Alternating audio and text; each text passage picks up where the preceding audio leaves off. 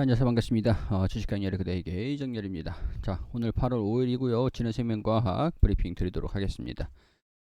시청하시기 전에 구독과 좋아요 한 번씩만 부탁드릴 수 있도록 할게요. 자, 지난 생명과학 일단 제가 알고 있는 내용들을 먼저 설명을 좀 드릴게요. 지금 이제 코로나 치료제가 다시 부각을 받고 있는 상황들이죠. 시장에서 관심을 다시 받고 있는 상황들인데, 코로나 확산세, 약간 이전 같은 경우에서는 엔데믹이 되면서 팬데믹이 아니라 엔데믹이 되면서 이 코로나가 이제 일상에서 코로나를 같이 이제 우리가 생활을 하잖아요. 거리두기도 제외됐고, 이제 백신에 대한 부분들, 백신은 유효성이 좀 경제성, 좀 뭐랄까 사업성 이런 것들이 좀 떨어진다. 이제 백신을 접종을 받는 것들보다는 확진이 되면은 진단을 받아서 확진이 되면은 우리 치료를 그냥 치료제를 섭취를 해가지고 이제 치료를 받잖아요. 이 치료에 대한 부분들이 부각이 되고 있는 상황들인지 이 상황들인 게 확산세가 확대가 되고 있는 추세고, 뭐 BA 변이라고 해가지고 새로운 변이들이 계속 나오고 있고, 백신을 접종을 받은 사람들 신규 감염자들까지 감염이 확진이 좀 되고 있는 상황들이다 보니까 백신 쪽보다는 치료제 쪽이 시장의 성장성, 경제성 이런 것들이 좀 부각이 되고 있는 그런 상황들입니다. 원숭이 두 창까지 약간 지난 생명과학이 여기에 대한 집중을 좀 받고는 있었던 그런 상황들인데, 이거는 이제 베이스를 좀 깔아두셔야 될 것 같고, 기본적인 이 기업의 베이스라고 보시면 될 것 같아요. 베이스. 이전 같은 경우에서는 확산세가 뭐 증가가 된다라고 해도 뭐 큰 이제 경쟁성이 시장성이 좀 있겠느냐 이런 것들이 좀 백신하고 치료제에 좀 있었는데, 이게 좀 왔다 갔다 하고 있는 게 뭐 백신은 이제 뭐 거의 끝난 것 같아요. 백신. 근데 치료제는 이런 쪽으로는 좀 주목을 하고 있는 것들이 좀 있습니다. 자, 이게 지난 생명과학 같은 경우에서 백신과 예방 백신, mRNA 백신도 있고, DNA 백신. 이거 이제 좀 mRNA랑 DNA 백신이랑은 좀 틀려요. 그리고 치료제도 같이 하고 있으니까 같은 임상을 전부 다 하고 있는 기업이긴 한데, 이 중에서 뭐가 좀 부각을 받을지 뭐 재료라고 보시면 될 것 같습니다. 이 중에서 뭐 한 가지라도 부각을 받으면 주가가 기대감으로 올라갈 수 있는 그런 모멘텀이 될 수 있을 가능성들이 높으니까, 이런 측면에서 뭐 임상을 뭐 하고 있는 것들이 뭐 어떤 기업이 있고 이 기업이 이런 기업이다라는 베이스로 깔아두시면 될 것 같아요. 자, DNA 백신, DNA하고 mRNA가 있죠. mRNA. 자, 이게 DNA 우리 유전자 정보잖아요. 유전자 코드가 있잖아요. 유전자 코드. 유전자 코드를 이용한 뭐 유전자 치료제라고 보시면 될 것 같습니다. 자, 유전자 코드를 해가지고 여기서 백신 뭐 원료들을 근육으로 해가지고 치료를 하는 것들인데, 이런 코드를 좀 변형을 해가지고 단백질로 가지고 백신 원료를 넣고 변형을 한 게 RNA라고 해요. DNA가 아니라 RNA. 저도 이제 바이오 쪽으로 전공은 아니니까 저도 이제 겉핥기식으로만 알고 있습니다. 그 점은 좀 참고를 해주세요. 제가 이제 공부를 계속 하고 있는데, 바이오 쪽으로 제가 그 전공이 아니다 보니까 지식이 조금 짧아요. 가벼워요. 일단 DNA를 RNA로 변경을 해가지고 메신저 RNA 변형을 시킨 DNA를 해가지고 바꾼 이 단백질 정보를 메신저를 한 게 mRNA 백신이에요. 그리고 우리가 DNA 같은 경우에서는 뭐 사람의 뭐 유전자 정보를 가지고 변환을 시키는 것들이니까, 뭐 여튼 이런 부분에서 약물의 차이는 좀 있습니다. 장단점이 좀 있어요.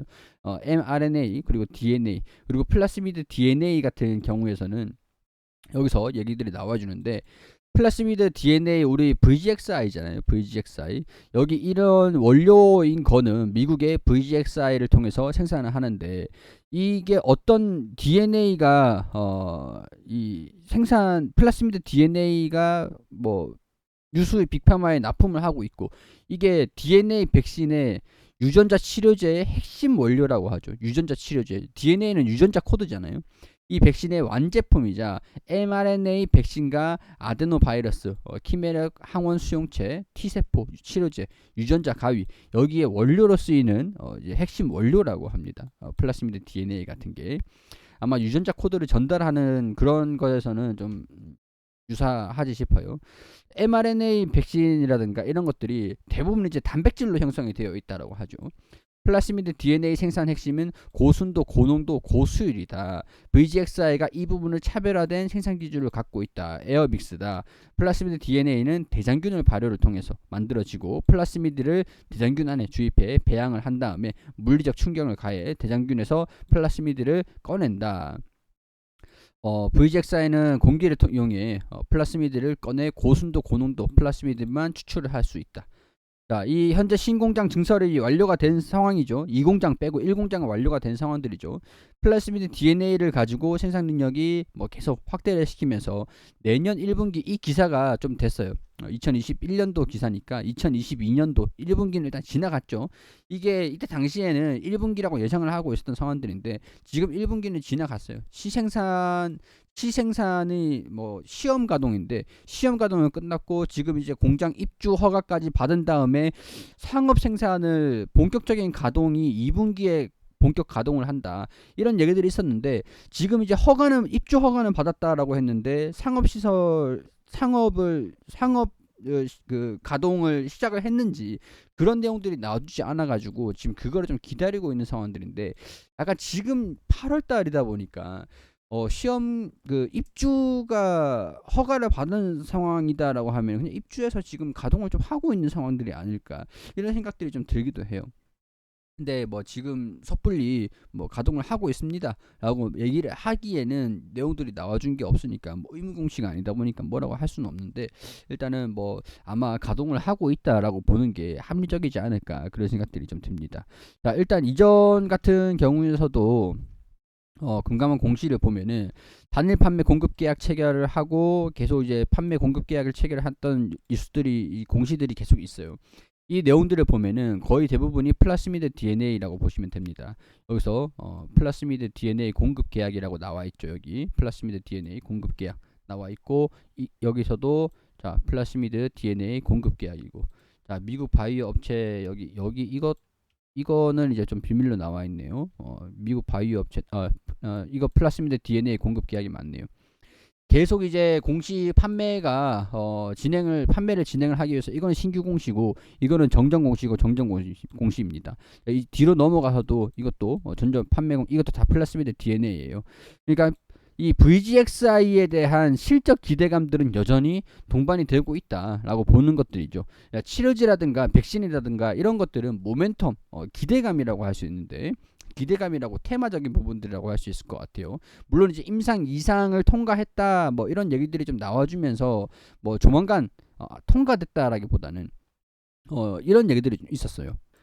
여기 GLS 1027이죠. 코로나 이 경구용 면역 조절제인데 경구용 코로나 치료제라고 보시면 될 것 같아요. 여기서 글로벌 임상 이상 시험 대상자 등록을 완료를 했고 한국을 비롯해 미국, 불가리아, 북마케도니아 임상 이상을 진행을 했고 여기서 이제 임상이 8월 달에 좀 완료가 된다. 이런 소식들이 좀 나와준 적이 있거든요. 먹는 코로나19 치료제 GLS 1027 임상은 오는 8월에 완료될 예정이다. 국립보건원 임상정보 사이트 여기 따르면 이렇게 나와 있습니다. 그러면은 이 치료제 GLS 1027 임상 이상이 완료가 된다라고 하더라도 뭐 결과가 좋을 것이냐 안 좋을 것이다라는 거를 지금 단정 짓기에는 좀 무리가 좀 있어요.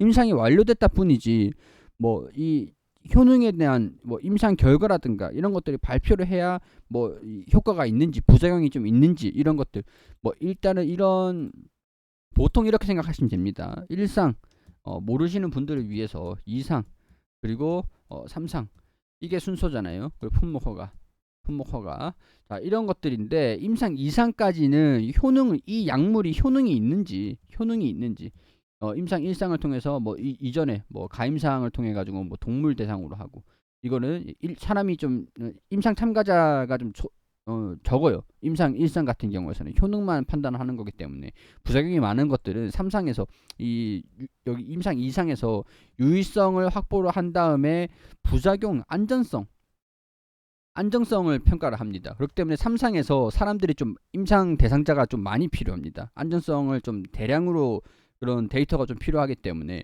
부작용이 있고 안전성이 좀 위배된다. 안전성이 좀 안 좋다. 이렇게 되면은 품목 허가를 받지 못하겠죠.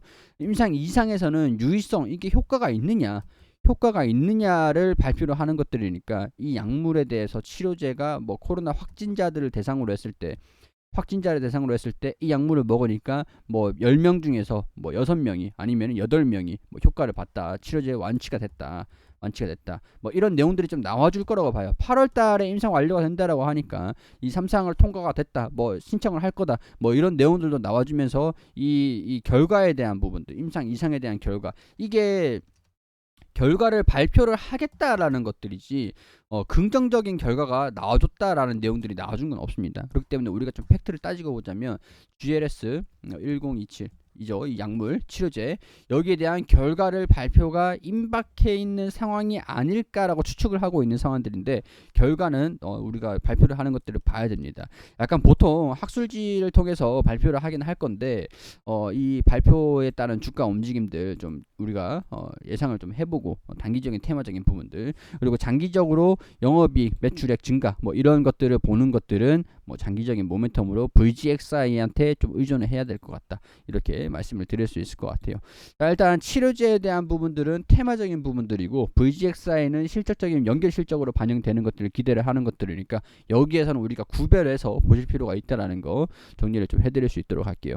자, 그리고 이전에 주가가 고점으로 강세 흐름들을 보여주면서 돌파 흐름들을 보여줬습니다. 장기 평선 여기서 조정을 받으면서 빠지는 모습을 보여줬는데 다시 이 구간에서 반등 흐름들을 보여주고 있어요. 이제 21선 60일선 올라오고 있고 장기 평선도 하락하고 있죠. 돌파 크로스가 가기 위해서 주가가 뚫고 여기서 이런 식으로 지지를 받아야 되는 것들, 이런 것들을 우리가 포인트로 보시면서 지켜보시면 될 것 같습니다. 뭐 테마적으로 긍정적으로 이런 얘기들이 좀 나와준다라고 하면은 슈팅 흐름들, 그리고 여기서 뚫어주고 지지를 받고 이런 모습들 보여준다라고 가정을 해서 시나리오를 가져보고 돌파를 한다라고 하면은 이렇게 좀 지지를 받는지 이렇게 순차적으로 한 계단 한 계단 건너가는 그런 의미로다가 그런 이제 느낌으로 같이 보시면 될 것 같아요.